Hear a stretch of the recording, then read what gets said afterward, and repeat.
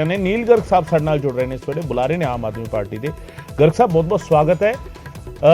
विरोधी धिरां लगातार सवाल चुक रही ने। साबका डिप्टी सीएम सुखजिंदर रंधावा ने कहा है कि बीते दिन क्योंकि मलविंदर कंग साहब नूं जिहड़े पार्टी के मुख बुलारे ने उन्होंने भी यह सवाल किया गया सी कि असल पोजीशन की है की है।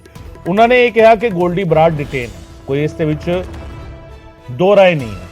पर विरोधी धिरां यह कह रही ने कि पार्टी के अहुदेदार नहीं, सरकार के वल्लों सीएम ने भी जिहड़ा बयान दिता है वह सिर्फ गुजरात के विच दिता है।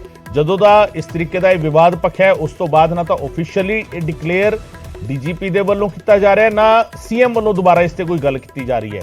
इसनूं किवें समझा जा रहा है और की आम आदमी पार्टी कोई इस तरीके की तैयारी करी आने वाले दिनों में इस ते ऑफिशियल स्टेटमेंट रिलीज की जाए जिस दे नाल विरोधियों के सवालों का जवाब मिल सके? नील गर्ग साहब देखो, पहली गल तो भी जो लोग सवाल उठा रहे ने यह बेबुनियाद सवाल उठा के लोगों को गुमराह करने की कोशिश कर रहे हैं। जेकर सूबे का एक मुख मंत्री जिहड़ा कि जिम्मेवार व्यक्ति है, चुनिया हुआ लोगों का नुमाइंदा 3 करोड़ लोगों की नुमाइंदगी करता है, तो जे वो यह बयान दिंदा है तो सानू उस दे उत्ते विश्वास करना चाहिए।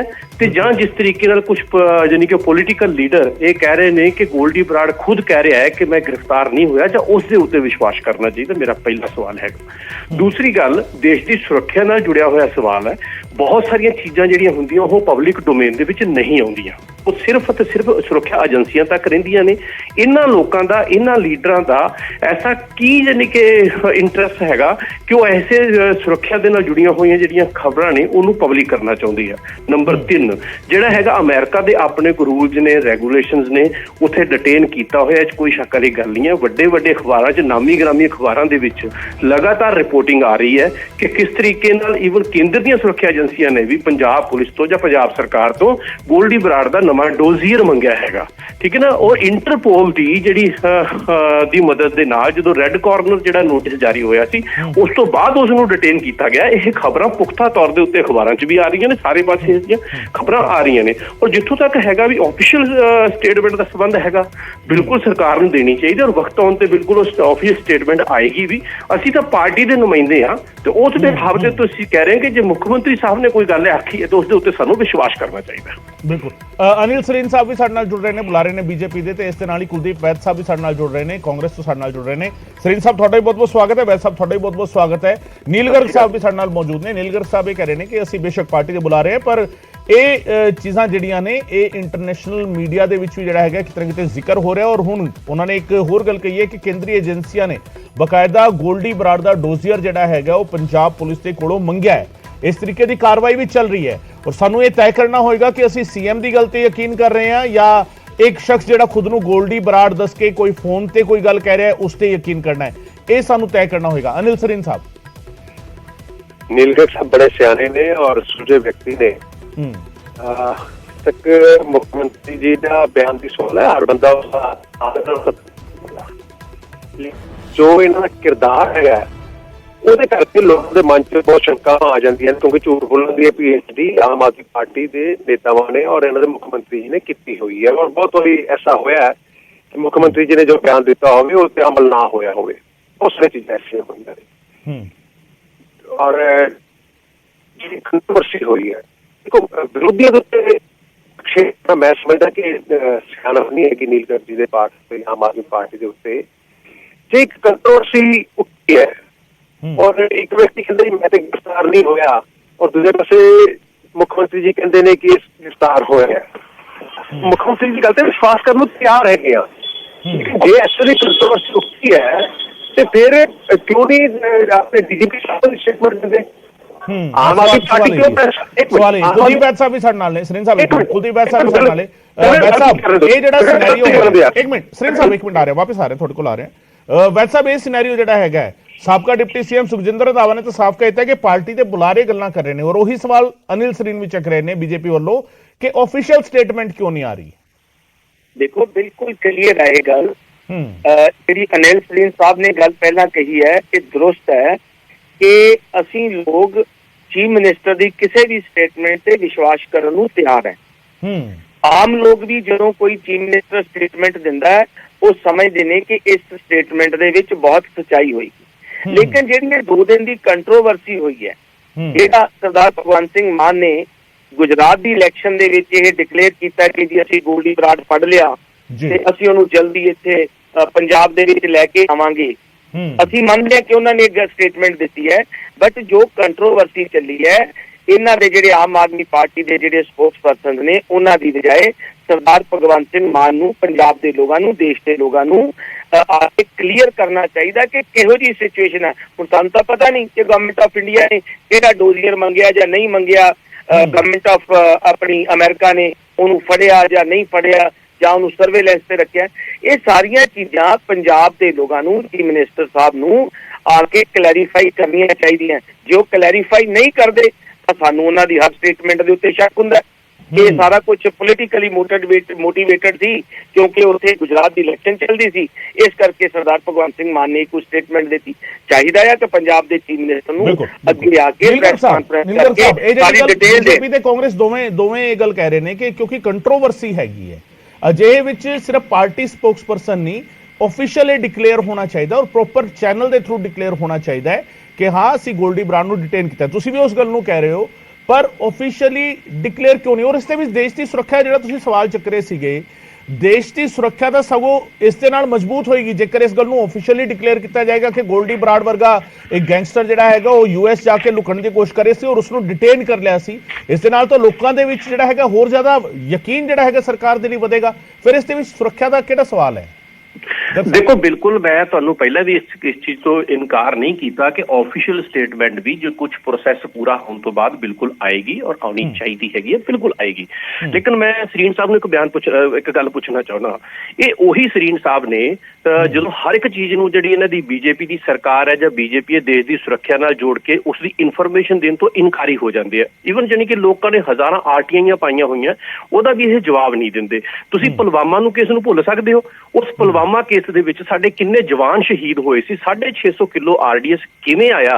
ਉਸ ਟਾਈਮ ਤੇ ਜਦੋਂ ਲੋਕਾਂ ਨੇ ਪੁੱਛਿਆ ਤੇ ਇਹਨਾਂ ਨੇ ਸਿਰਫ ਇੱਕੋ ਹੀ ਗੱਲ ਆਖੀ ਕਿ ਦੇਸ਼ ਦੀ ਸੁਰੱਖਿਆ ਦੇ ਨਾਲ ਜੁੜਿਆ ਹੋਇਆ, ਇਸ ਕਰਕੇ ਇਹ ਜਾਣਕਾਰੀ ਸਾਂਝੀ ਨਹੀਂ ਕੀਤੀ ਜਾ ਸਕਦੀ। ਹਾਲਾਂਕਿ ਉਹਦੇ ਵਿੱਚ ਸਾਡੇ 80 ਤੋਂ ਵੱਧ ਜਿਹੜੇ ਜਵਾਨ ਉਹ ਸ਼ਹੀਦ ਹੋ ਗਏ ਸੀ। ਅੱਜ ਉਹਨਾਂ ਗੱਲਾਂ ਨੂੰ ਤਕਰੀਬਨ 3 ਸਾਲ ਤੋਂ 3.5 ਸਾਲ ਤੋਂ ਵੱਧ ਹੋ ਗਿਆ। ਉਸ ਦਾ ਕੀ ਬਣਿਆ ਕੀ ਨਹੀਂ ਬਣਿਆ ਅੱਜ ਤੱਕ ਕੁਝ ਨਹੀਂ ਪਤਾ। ਸੋ ਇਹ ਇਹੋ ਜਿਹੇ ਸਵਾਲ ਨਾ ਉਠਾਉਣ।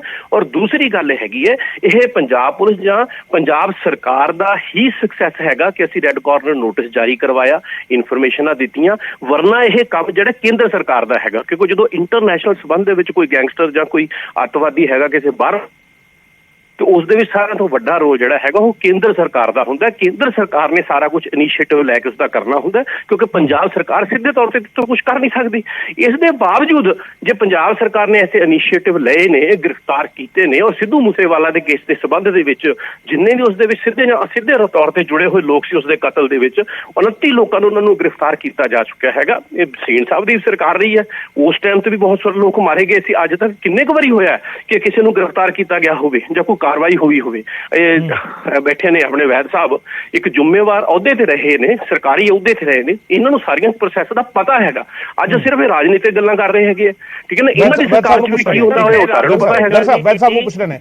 ਵੈਦ ਸਾਹਿਬ, ਇਹ ਸਿਨੈਰੀਓ ਜਿਹੜਾ ਹੈਗਾ ਹੈ, CM ਜਦੋਂ ਸਟੇਟਮੈਂਟ ਦਿੰਦੇ ਨੇ ਉਹ ਇੱਥੋਂ ਆਪਣੀ ਸਟੇਟਮੈਂਟ ਦੀ ਸ਼ੁਰੂਆਤ ਕਰਦੇ ਨੇ, as a state of head ਮੈਂ ਇਹ ਕਨਫਰਮ ਕਰ ਰਿਹਾ ਕਿ ਗੋਲਡੀ ਬਰਾੜ ਨੂੰ ਡਿਟੇਨ ਕੀਤਾ ਗਿਆ ਅਮਰੀਕਾ ਦੇ ਵਿੱਚ। ਉਸ ਤੋਂ ਬਾਅਦ ਦਾ ਪ੍ਰੋਸੈਸ ਜਿਹੜਾ ਹੈਗਾ ਉਹ ਕਿੰਨਾ ਕੁ ਰਹਿ ਜਾਂਦਾ ਹੈ? ਕਿਉਂਕਿ ਤੁਸੀਂ ਐਜ਼ ਐਨ ਆਫੀਸਰ ਵੀ ਬਿਊਰੋਕ੍ਰੇਸੀ ਦੇ ਵਿੱਚ ਵੀ ਰਹੇ ਹੋ। ਸੁਣ ਲਓ ਜੀ, ਜਿਹੜੇ ਭਾਈ ਸਾਹਿਬ ਗੱਲ ਕਰ ਰਹੇ ਨੇ ਕਿ ਮੈਨੂੰ ਪਤਾ, ਬਿਲਕੁਲ ਸਾਨੂੰ ਸਾਰੀ ਡਿਟੇਲਸ ਪਤਾ ਹੈ, ਲੇਕਿਨ ਇੱਥੇ ਕੰਟਰੋਵਰਸੀ ਇਹ ਨਹੀਂ ਕਿ ਪ੍ਰੋਸੀਜਰ ਕੀ ਅਡਾਪਟ ਕਰਨਾ ਹੈ। ਉਹ ਰੈੱਡ ਕਾਰਨਰ ਨੋਟਿਸ ਇਸ਼ੂ ਕਰਨਾ ਆ, ਆਪਣਾ ਇੰਟਰਪੋਲ ਨੂੰ ਇਨਫੋਰਮੇਸ਼ਨ ਜਾਂਦੀ ਹੈ, ਠੀਕ ਹੈ, ਉਹ ਸਾਰਾ ਪ੍ਰੋਸੈਸ ਹੈ, ਉਹ ਤਾਂ ਕਰਨਾ ਹੀ ਪੈਣਾ। ਉਹ ਤਾਂ ਹਰ ਸਰਕਾਰ ਜਦੋਂ ਵੀ ਕੋਈ ਇਹੋ ਜਿਹੀ ਕੋਈ ਵਾਰਦਾਤ ਹੁੰਦੀ ਹੈ ਜਾਂ ਕਿਸੇ ਗੈਂਗਸਟਰ ਜਾਂ ਕਿਸੇ ਨੂੰ ਪਕੜਨਾ ਹੁੰਦਾ, ਚਾਹੇ ਕੋਈ ਕ੍ਰਾਈਮ ਹੋਇਆ ਹੈ, ਉਹਦੇ ਵਾਸਤੇ ਸਾਰੇ ਪ੍ਰੋਸੀਜਰ ਅਡਾਪਟ ਹੁੰਦੇ। ਮਸਲਾ ਤੇ ਇਹ ਹੈ ਕਿ ਕੀ ਗੋਲਡੀ ਬਰਾੜ ਫੜਿਆ ਗਿਆ ਜਾਂ ਨਹੀਂ ਫੜਿਆ ਗਿਆ, ਇਹਦੀ ਆਥੈਂਟਿਸਿਟੀ ਹਾਲੇ ਤੱਕ ਨਹੀਂ ਆ ਰਹੀ। ਮੈਂ ਪਹਿਲਾਂ ਵੀ ਕਿਹਾ, ਮੈਂ ਕੱਲ ਵੀ ਕਿਹਾ ਸੀ ਕਿ ਅਸੀਂ ਸਾਰੇ ਲੋਕ irrespective of any political party chief minister ਸਾਹਿਬ ਦੇ ਬਿਆਨ ਦੀ ਉਹਨੂੰ ਐਜ਼ ਇਟ ਇਜ਼ ਮੰਨਦੇ ਆ ਕਿ ਜੋ ਚੀਫ ਮਿਨਿਸਟਰ ਸਾਹਿਬ ਕਹਿ ਰਹੇ ਨੇ ਉਹ ਠੀਕ ਹੈ। ਗੱਲ ਤਾਂ ਕੰਟਰੋਵਰਸੀ ਰਾਈਜ਼ ਹੋਈ ਹੈ। ਮੈਂ ਚਾਹੂੰਗਾ ਕਿ ਸਰਦਾਰ ਭਗਵੰਤ ਸਿੰਘ ਮਾਨ ਆ ਕੇ ਪ੍ਰੈਸ ਕਾਨਫਰੰਸ ਕਰਨ, ਇਹ ਸਾਰੀ ਚੀਜ਼ ਦਾ ਕਲੈਰੀਫਿਕੇਸ਼ਨ ਦੇਣ ਕਿ ਜੋ ਘਟਨਾਵਾਂ ਹੋਈਆਂ ਕੀ ਵਾਕਈ ਉਹ ਫੜਿਆ ਗਿਆ, ਕਿਉਂਕਿ ਗੁਜਰਾਤ ਵਿੱਚ ਤਾਂ ਚੀਫ ਮਿਨਿਸਟਰ ਸਾਹਿਬ ਨੇ ਕਿਹਾ ਕਿ ਉਹਨੂੰ ਫੜ ਲਿਆ ਗਿਆ। ਹੁਣ ਉਹਨਾਂ ਨੇ ਕਿਹੜੇ ਤੱਥਾਂ ਦੇ ਉੱਤੇ, ਕਿਹੜੇ ਤੱਥਾਂ ਦੇ ਆਧਾਰ ਦੇ ਉੱਤੇ ਕਿਹਾ ਕਿ ਫੜ ਲਿਆ, ਉਹ ਪੰਜਾਬ ਦੇ ਲੋਕਾਂ ਨੂੰ ਕਲੀਅਰ ਕਰ ਦੇਣ। ਬਿਲਕੁਲ